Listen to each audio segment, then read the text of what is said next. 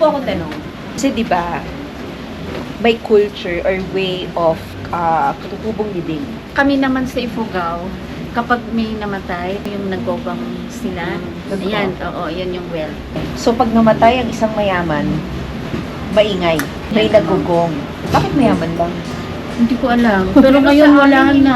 So, paano na ngayon? Nakalagay sa ano. Casket na. Casket na. Noon ang casket noon, yung kailangan na walang ano, walang pako. Pako. Oo, Pero- ngayon kahit na may pako na. Kasi nga dahil sa mga funeral home na natin pinasuhan. Parang siguro ngayon, kaya nagkaroon ng innovation ang funeral ceremony ng mga IPs natin, specifically sa inyo.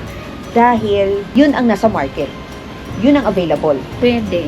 Sa amin, Saan po Pino, sa inyo? Saan Mountain kayo? Province. Mountain Province. Ang difference po ay yung sa number of pigs na kinakatay. Siyempre kapag mayaman, ano talaga, fina-follow nila kasi yung number of pigs per day. Hanggang ngayon, ginagawa pa yun. Yun yung, yung trademark ng kadamihan sa Mountain Province. Baboy sa gong.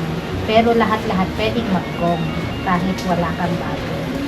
Pero usually kapag sa ordinary ang tawag, ang ginagamit lang nila ng gong is lang. So, Sa Sagada, ano, pinapaktis pa rin ba nga yung hanging coffins? Hindi na yata. sa may areas na may space pa din sila, kadamihan nagamit din ang Ginagamit pa rin. Wow. yung mga elders talaga.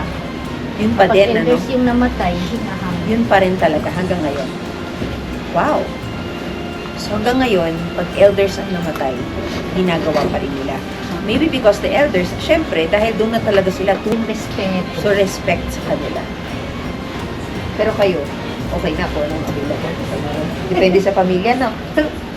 Kasi nag-letter. Modern na kami. Kasi mga nakaano na, mga modern na. Sige po, maraming salamat. Ay, ito nga po na. Ako po si Angel Hazel with wings.